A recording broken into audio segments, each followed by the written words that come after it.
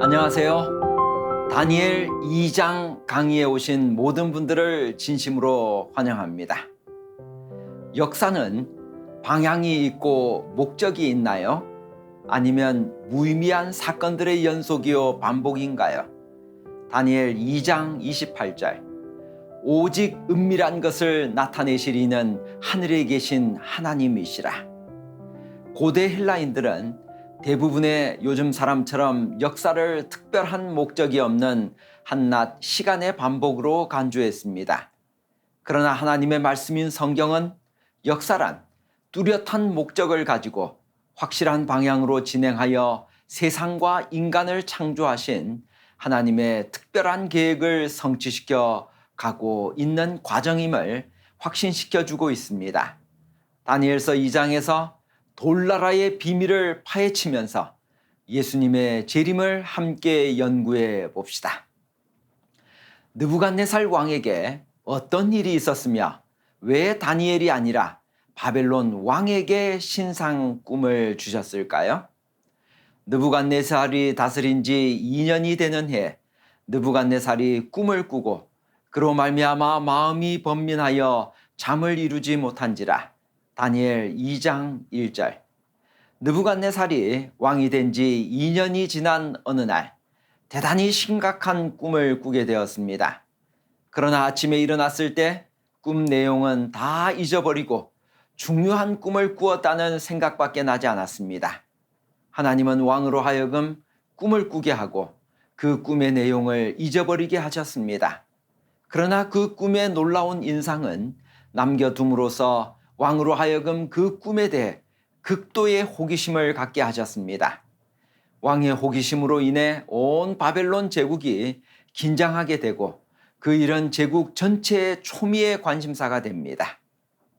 하나님은 그런 상황이 조성된 이후에 그 꿈과 해석을 기도하는 다니엘에게 보여주십니다. 이에 이 은밀한 것이 밤의 환상으로 다니엘에게 나타나 보이게 됩니다. 하나님은 왜 이런 절차를 거쳐 마침내 다니엘에게 그 꿈을 보여주셨을까요? 그 이유는 분명합니다. 다니엘이 비록 왕궁 교육을 받는 특별한 위치에 있어서도 그는 여전히 바벨론의 포로이기 때문입니다. 포로에 불과한 그에게 직접 꿈이 주어지면 그가 꿈에 대해 할 수 있는 일이 전혀 없는 것입니다. 그 꿈은 결국 바벨론도 멸망한다는 내용이기 때문입니다. 그런 꿈을 발설하면 필히 정신 이상자나 반역자로 취급받을 것입니다.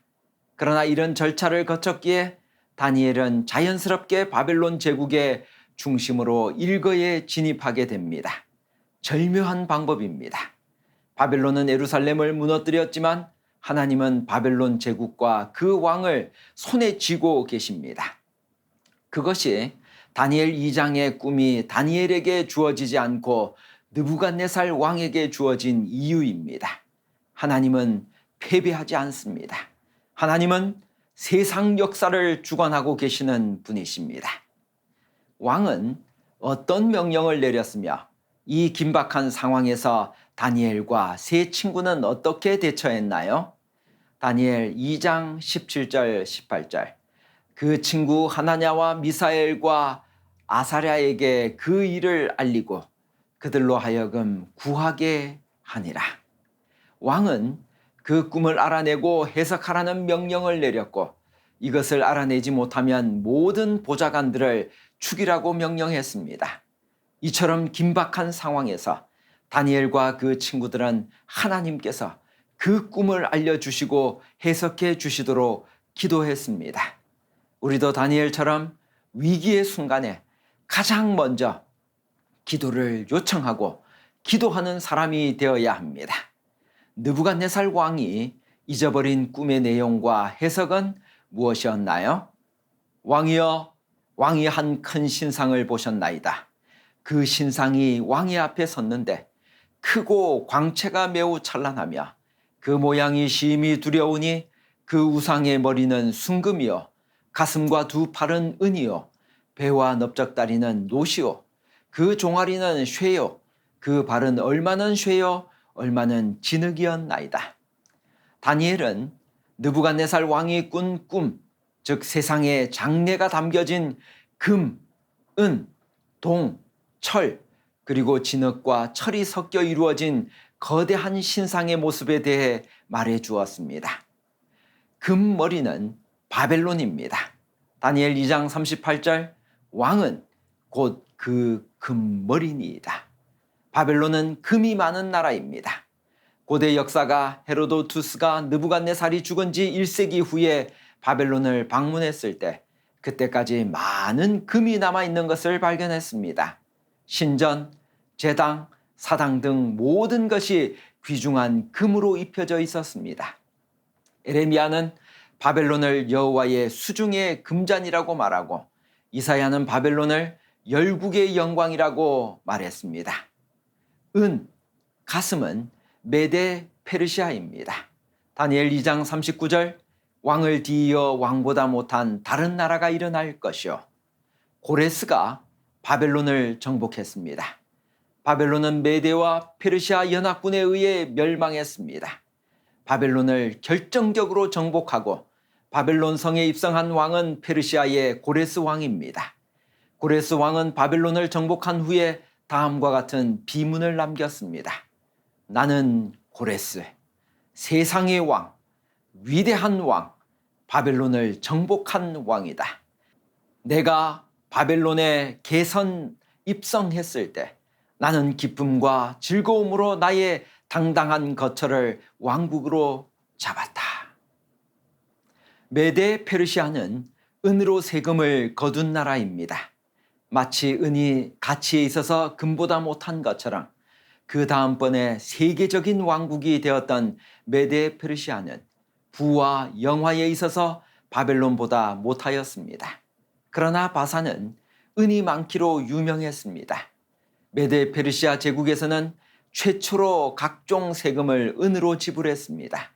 그러므로 두 번째 제국의 왕은 은으로 심히 부유해졌습니다.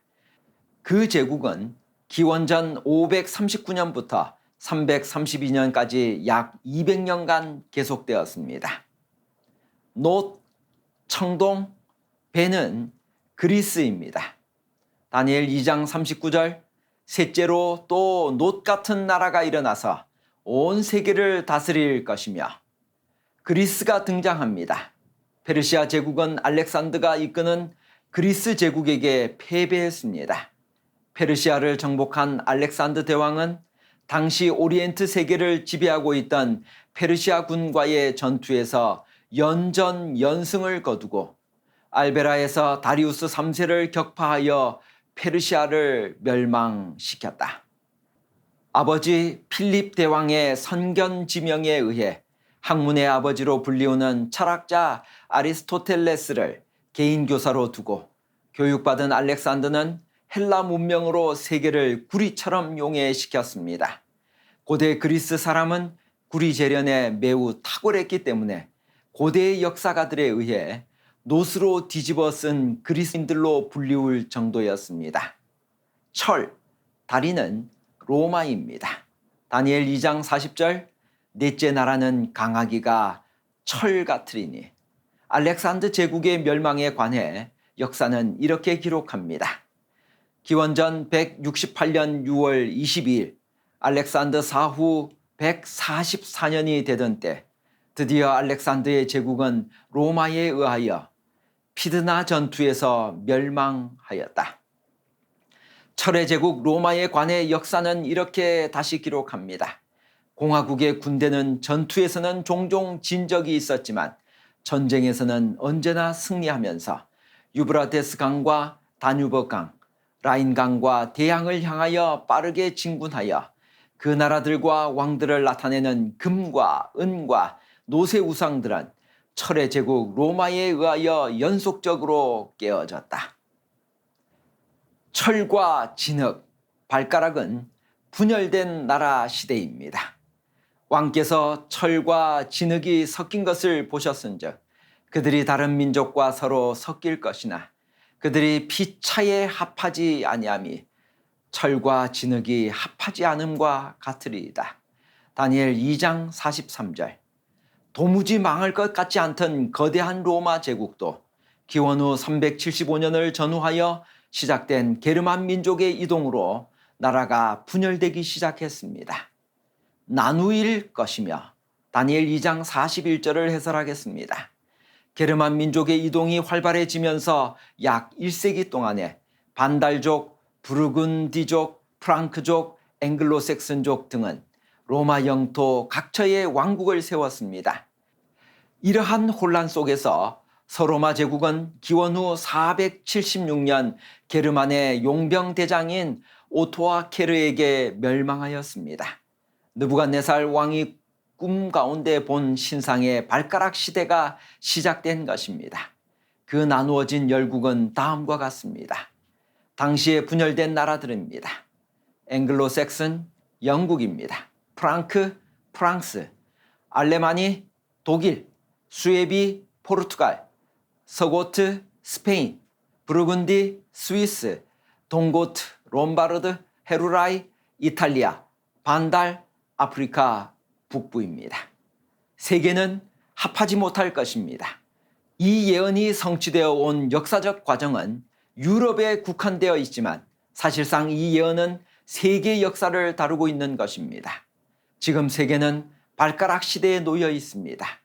강한 나라와 약한 나라들이 섞여 있지만 어느 한 강국이 세계를 통일시켜 다스리지 못할 것입니다. 다니엘서의 이 예언은 이 세계가 어느 한 지상의 국가에 의해서가 아니라 하나님이 세우시는 나라로 그 역사의 종말이 올 것을 가르치고 있습니다. 지금까지 연구한 다니엘 2장의 신상을 요약하고 해석해서 표로 보여줄 수 있나요? 다니엘 2장 31절 왕이여 왕이 한 큰 신상을 보셨나이다. 도표로 확인하겠습니다.